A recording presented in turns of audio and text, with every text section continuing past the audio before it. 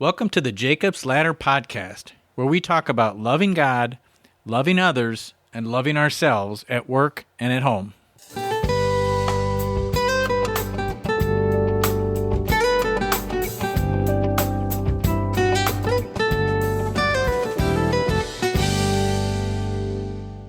Well, welcome back to episode 231, and this is the second part of a two-part interview with Alan Noble, talking about his book on getting out of bed.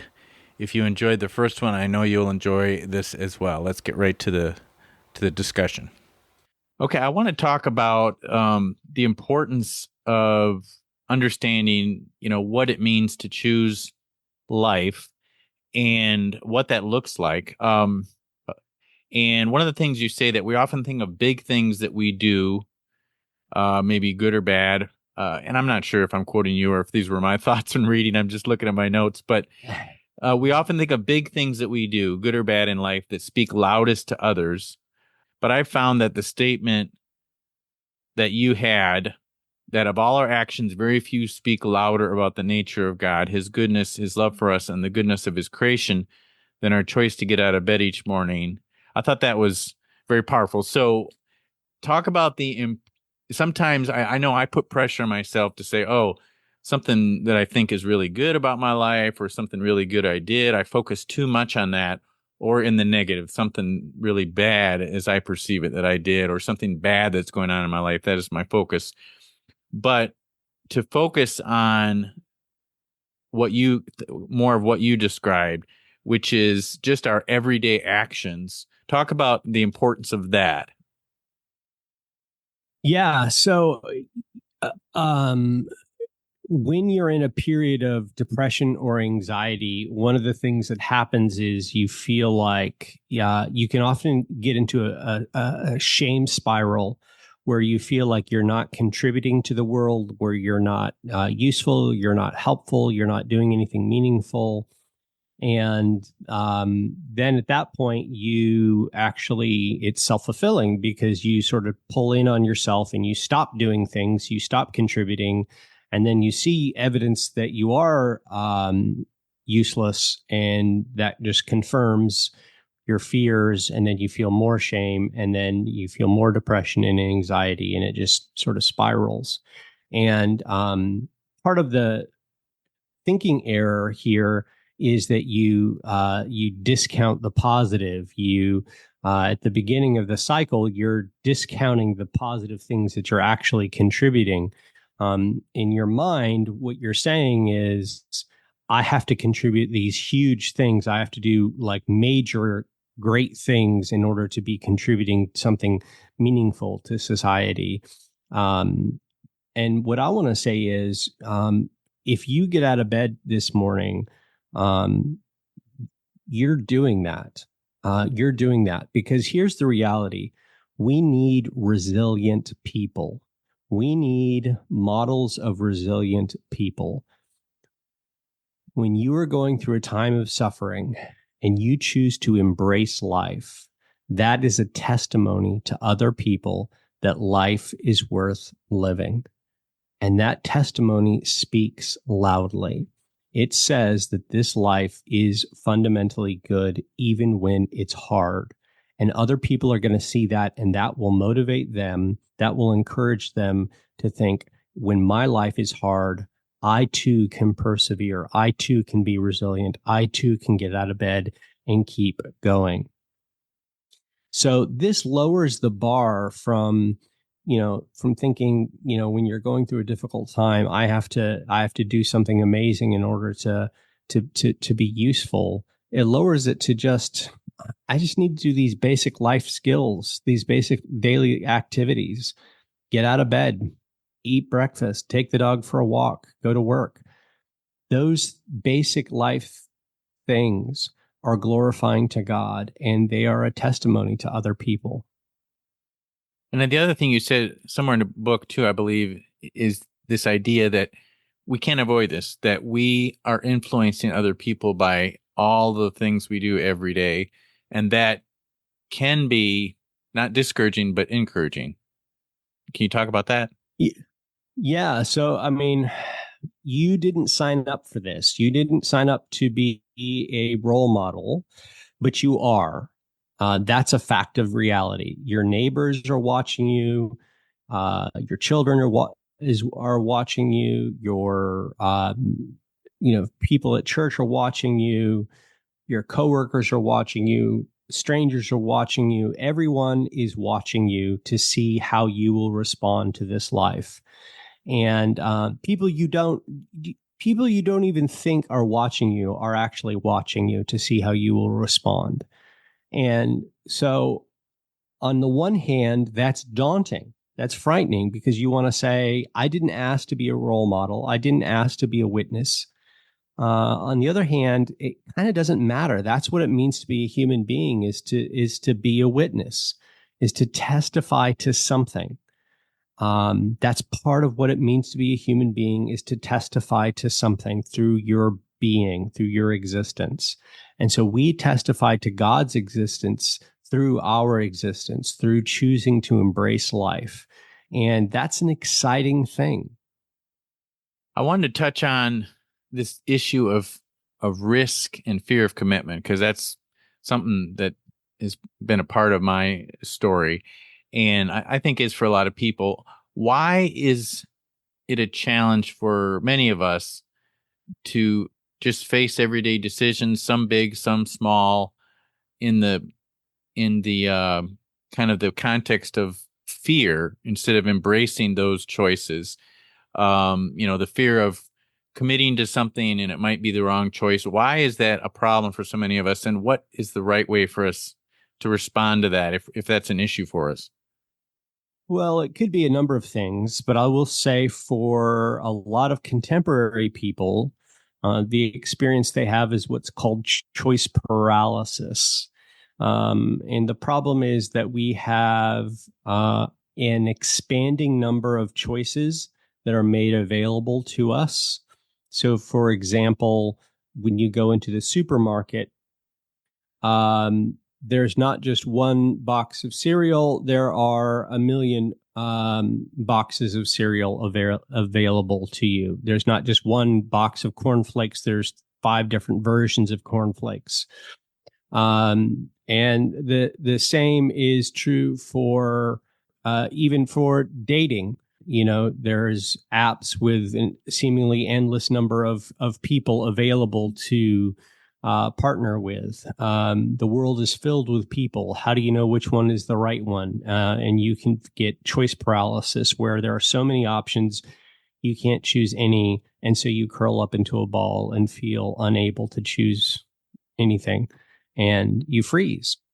At the core of choice paralysis is the idea that you have to choose the one right choice, that somehow the failure to choose rightly will affect your identity, your existence, will cause some sort of catastrophic harm, will ruin your life, will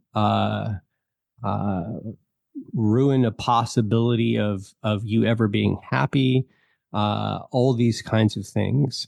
And as Christians, we have the freedom to choose to make wise decisions and then live with consequences because we have God's grace. And sometimes those choices are going to turn out not like we thought they would. And there's grace for that. And sometimes they're going to turn out great. And there's grace for that too. And we just live with those consequences and we move on.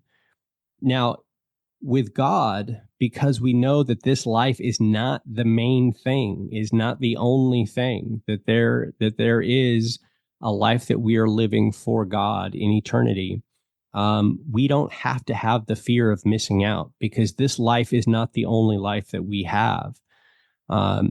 But if we don't belong to God, if we are our own and belong to ourselves, and this life is all that we have, then we have to struggle to find the exact right choice, because this is the only chance that we have to make it right.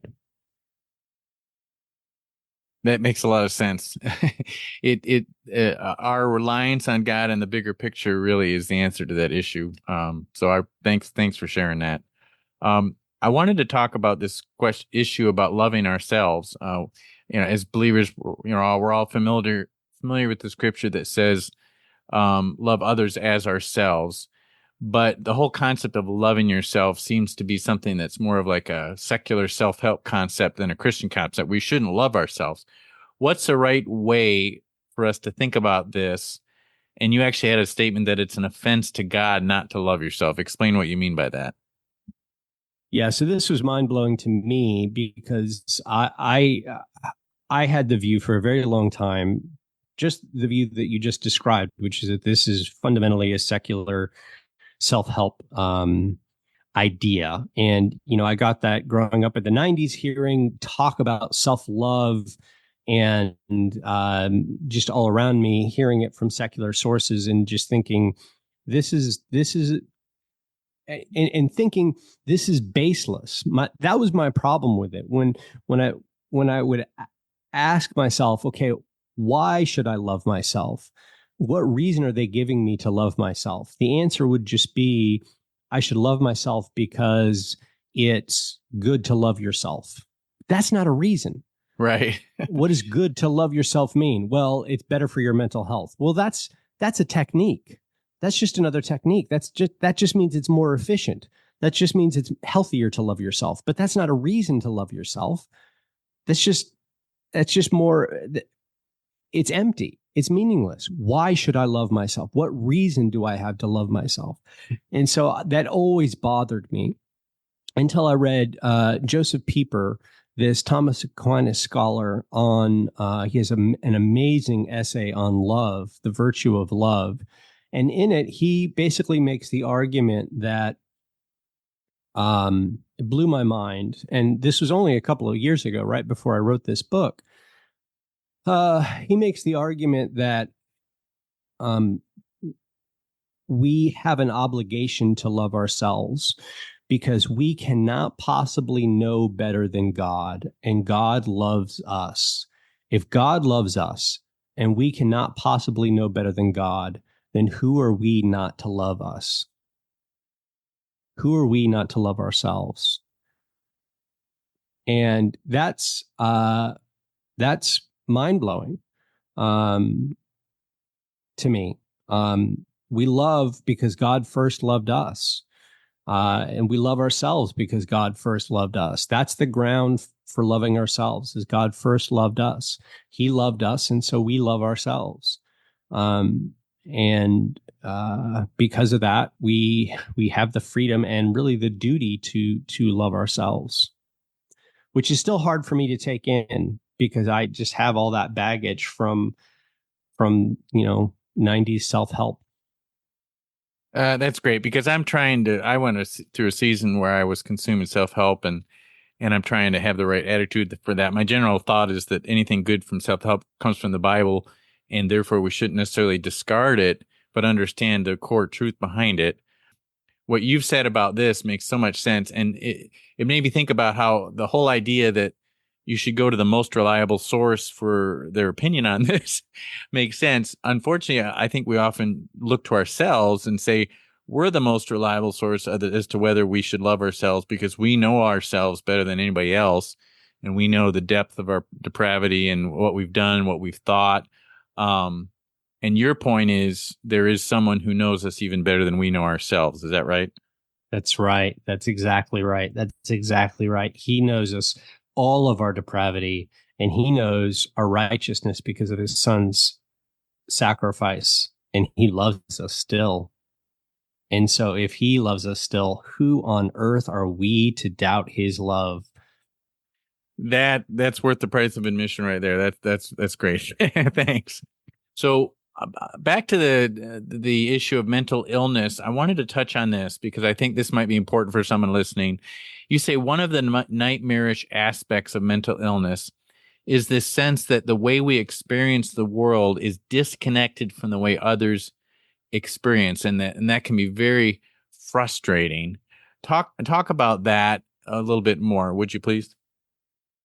Yeah, so you're walking through the store and you feel anxious or depressed, and you're overwhelmed with that, and you're seeing these people who are happy, who are content, who are shopping, who seem to have this sense that life is normal and life is fine and life is okay and things are going well.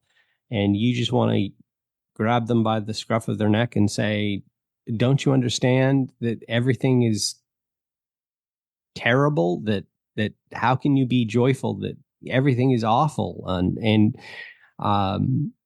there's this profound disconnect that, you know, you feel like an alien walking through a nightmare. And of course, part of the problem is that what both depression and anxiety do to you is they distort your logic, your thinking. They make you believe something that is not true about the world. They make you believe lies about yourself or about others or about the nature of the world, for the most part, so that you live in this bubble and you feel like an alien. And that adds to your sense of isolation. You know, you already feel depressed and alone. And then the fact that everyone else seems to be moving along happily just contributes to the problem. Well, and I would say that I could relate to that in terms of just people you don't know in everyday life, and feeling like you just described. I would also say it's true when interacting with people you do know pretty well. For example, people that you go to work with every day. You might not know everything about their lives, but you know enough to think, wow, they just don't seem to complain. They don't seem to be sad like I am. What's wrong with me?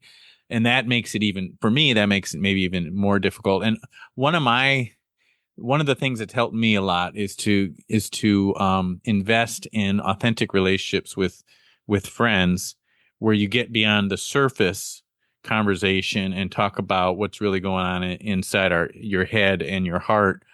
That has helped me a lot. I don't know your thoughts on that as far as what's the right solution to that night, to what you're describing. Yeah, that does help, and especially long-term relationships, because when you walk through